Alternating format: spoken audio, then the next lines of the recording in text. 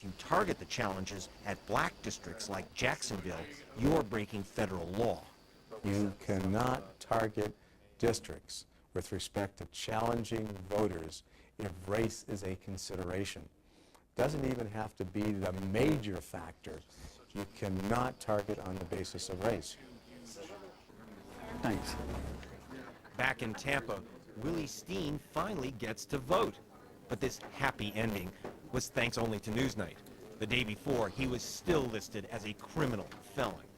But when we turned up with cameras, his status magically changed to upright citizen who can vote unchallenged. But what about the thousands of others without TV cameras who will have to overcome the new tricks, caging lists, registration games, and more in the 2004 Battle of the Ballot? Thank you, sweetie. So what happened with the caging list? Election day, 2004, the Republican Party challenged over 3 million voters. 1,090,000 of those voters found their ballots tossed in the garbage. In what states? In Iowa, in New Mexico, and especially in Ohio. That elected the President of the United States. So what was the problem? The problem for the Republican Party was this: if over 1 million voters cast illegal votes, a felony crime in every state, how come no one was busted? Then a gentleman named Karl Rove, political assistant to the President of the United States, started contacting United States prosecutors and said, arrest them. We've got the lists, bust them. But there was one problem for the U.S. prosecutors. When they went hunting through the caging lists for the illegal voters, they didn't find any. And 8 of those prosecutors said, we're busting no one.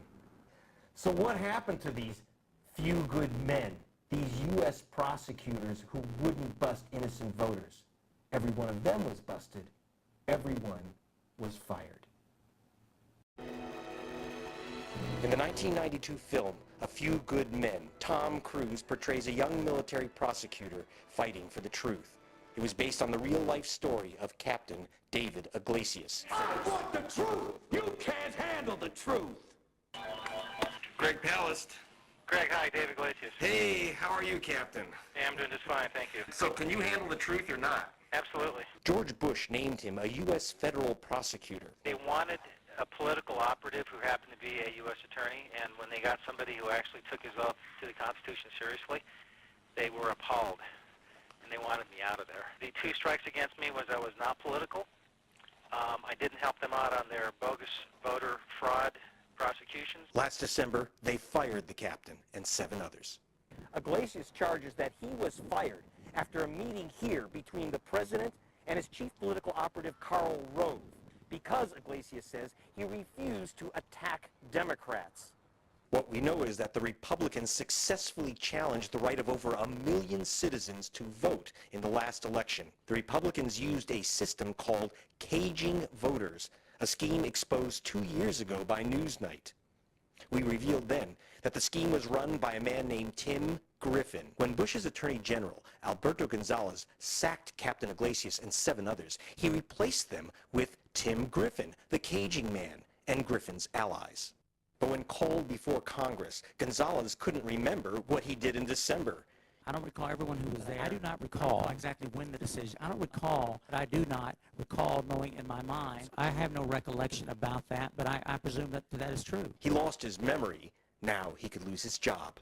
It didn't help Gonzales when his assistant, Monica Goodling, testified that his people concealed from Congress the truth about Tim Griffin. I believe the deputy failed to disclose that he had some knowledge of allegations that Tim Griffin had been involved in vote caging during his work on the president's 2004 campaign. Captain Iglesias says this affair is all about dishonoring the U.S. Electoral Code. We use words like honor, code, loyalty. Is Tom Cruise going to play you in this follow-up? He's more handsome, but I'm quite a bit taller, so I've got that on.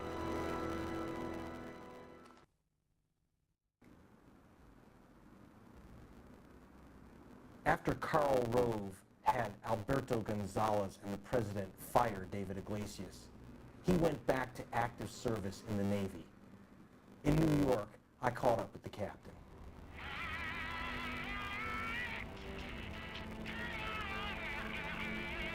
Listen up, people. Turn around and listen to what I have to say. I'm here to tell you.